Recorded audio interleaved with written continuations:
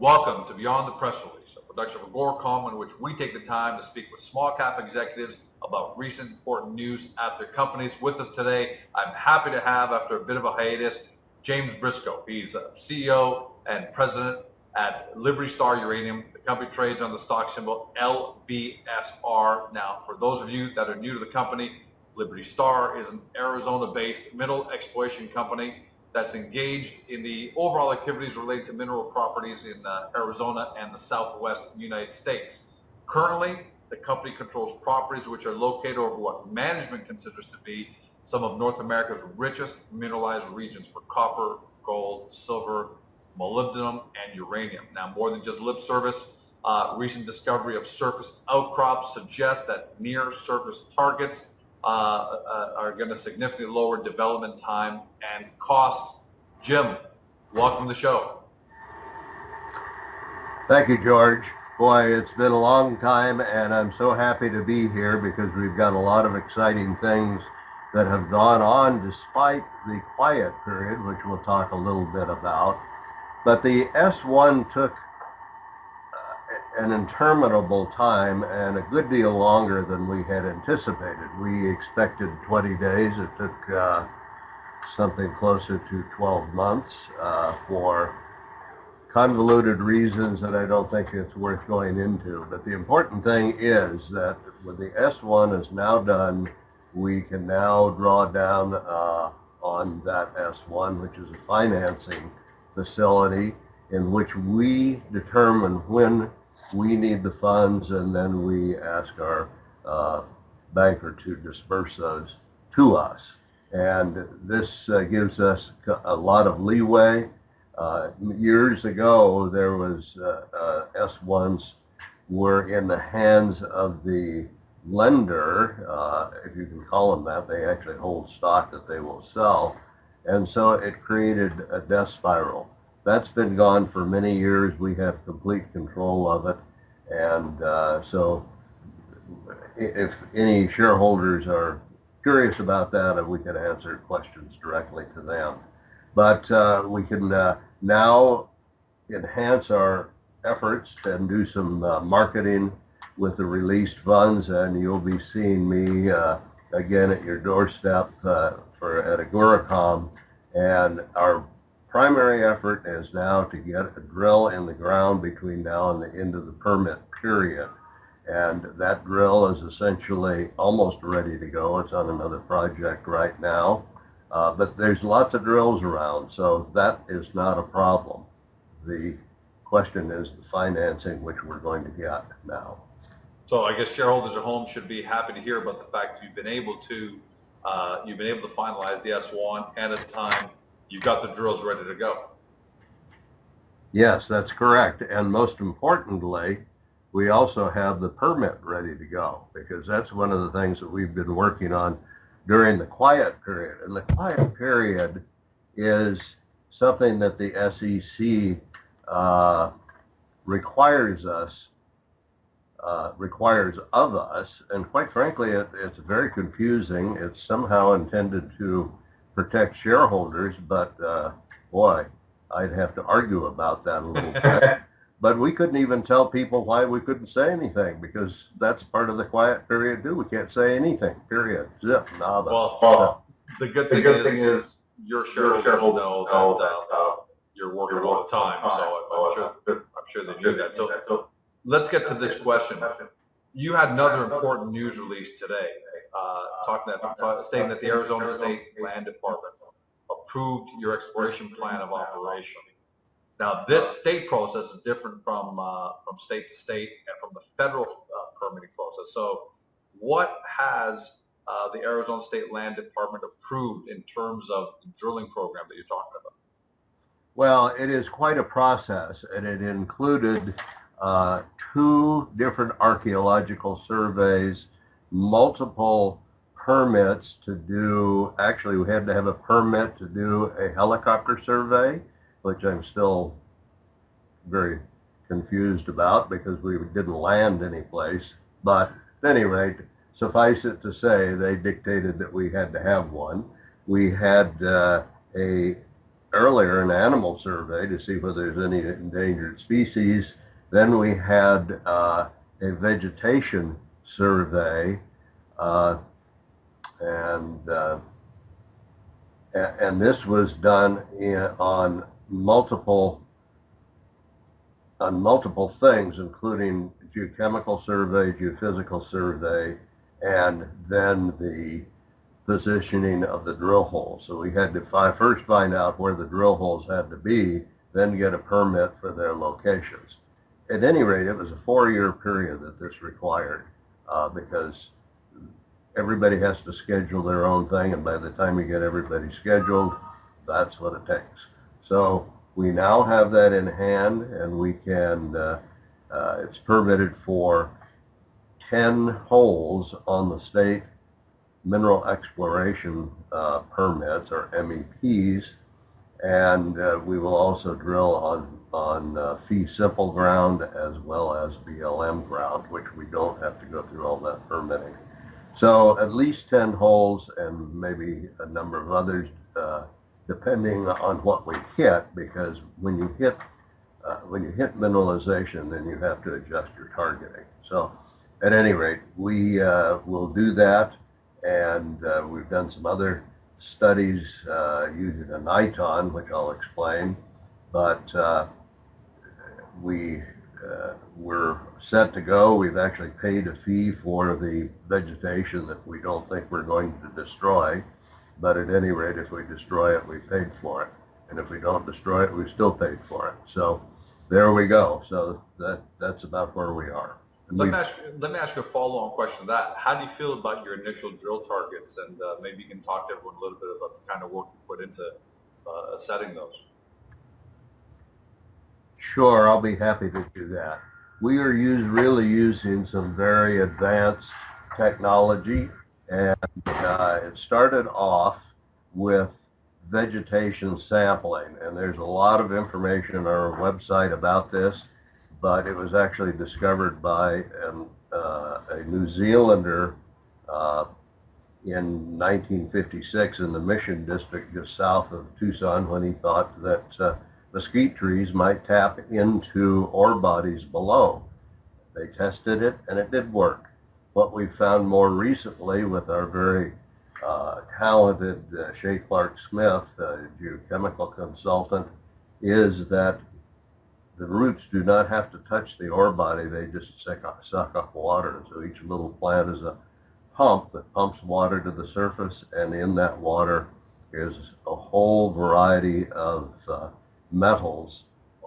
And by assaying those plant cuttings, we can determine what is below. Then a new type of geophysical technology called ZTEM, which is a helicopter-borne program, and it's been, I was one of the first ones to look at that, and I told the guys at Geotech, you have the most effective porphyry copper exploration tool in existence, I believe, and you need to look at the Lowell Gilbert porphyry copper model, which they did, and in fact my prediction is true, and they just presented a bunch of new discoveries at the PDAC just a couple of weeks ago now. And but we preceded that, and we have all of our ZTEM over a very large area, including Hay Mountain, and it indicates a very large anomaly, a magnetic anomaly of about 35 square miles, plus electromagnetic anomalies that are indicative of mineralization at a depth of from say perhaps 300 feet, and the testing goes on down to 6,000 feet, and we see mineralization most of that interval. It's quite complex, but in combination with the vegetation geochem, they're superimposed, and there you go. Now all we have to do is drill.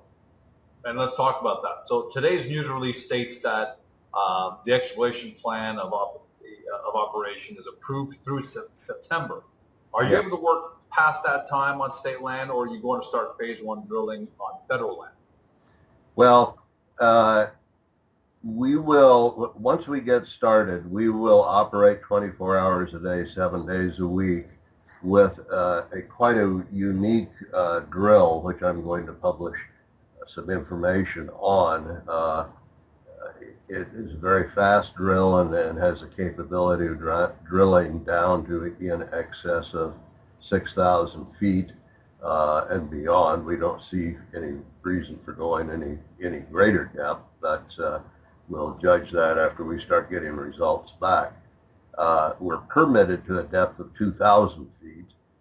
And what we have also found during the quiet period is that using an X-ray fluorescence analyzer, brand new, state of the art, we are finding lots of green copper oxide at depth.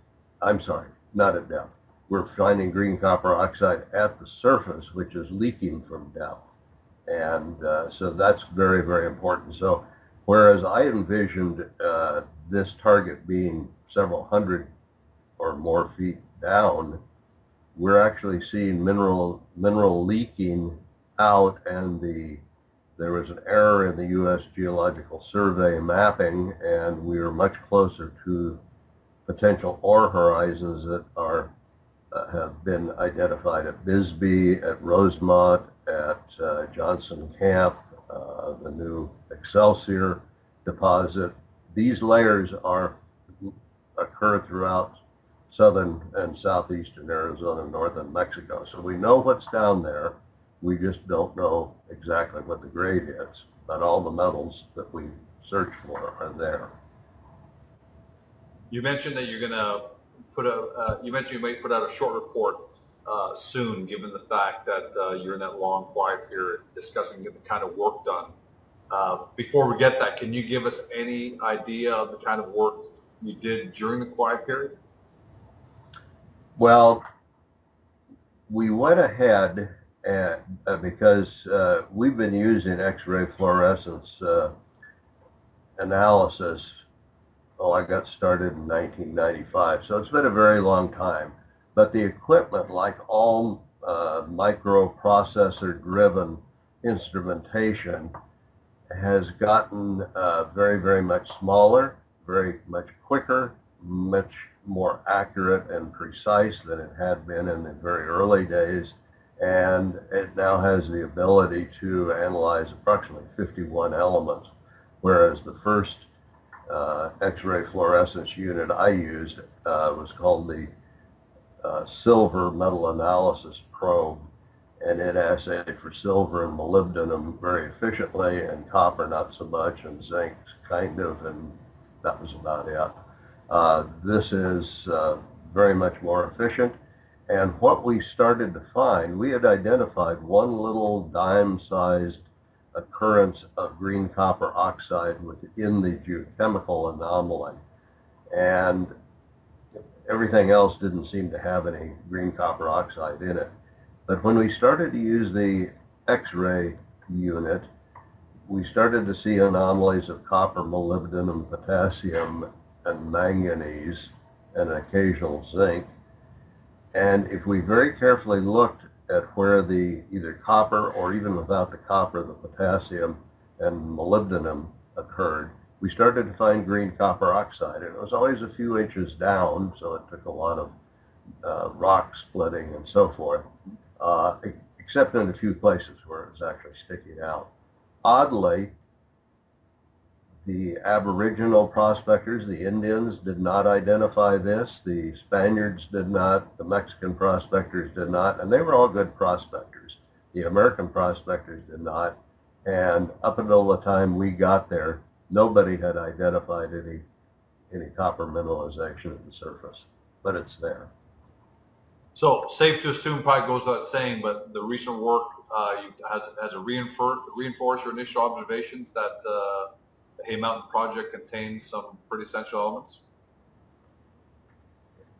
It has certainly reinforced that, because we also discovered through on-the-ground geologic mapping that the identification of the particular layer exposed at the surface was misidentified by the geologist that operated 50 years ago, a very erudite guy, and his work has been used in Cochise County as kind of the Bible. But in fact, he made a basic error, and this means that we're much closer to the layer that tends to contain high-grade ore at Bisbee and the other places I've mentioned. And so we looked at that. We also engaged Sarah Baxter, who is a real expert at alteration in Paleozoic sediments, specifically in this area and at Rosemont. She just completed a master's degree thesis, which actually could have been a PhD thesis, on this mineralization. And so she spent a lot of time in the field during the quiet period with us, and we benefited from that. We also have another gal who is similarly qualified for evaluation of scar deposits, and she spent a lot of time and will be working with us again in the drill logging. So this is all exciting stuff and was not known before we did our work. Jim, I think I speak on behalf of everyone when I say it's great to have you back, and great to have you back with such fantastic information right off the bat, and we're looking forward to having you back several more times now, as you're obviously entering this pretty important stage now where you're going to be pretty active, and I think all shareholders are looking forward to that. So thanks for being here, and thanks in advance for the many more times we're going to have you back as we move through the progress of Liberty Star. Thank you, George. And I'd just like to say that any interested investors or potential investors can contact Tracy Myers through our homepage or webpage. They can talk with me if it's really urgent. I can't talk with everybody, obviously, because we have approximately 8,000 shareholders scattered around the world. But we want to be as open as we can be under certain conditions imposed on us. But we don't have an ore body yet because that requires drilling, but all the other things are there. So we expect the drilling will be successful, but until we drill, we don't know. But we're very happy to keep everybody informed, and I hope to see you on this program with a great deal of frequency over the next year. You can count on that. You've been listening to James Briscoe. He's President and CEO of the Liberty Star. The company trades on the stock under the stock symbol LBSR. Now, for more information about the company, naturally, you can always get to the website or get to Agoracom, where you can ask questions, get your answers, and collaborate with fellow shareholders in a civilized, moderate environment. Thanks for joining us, everyone. Have a great day, and we'll talk to you next time.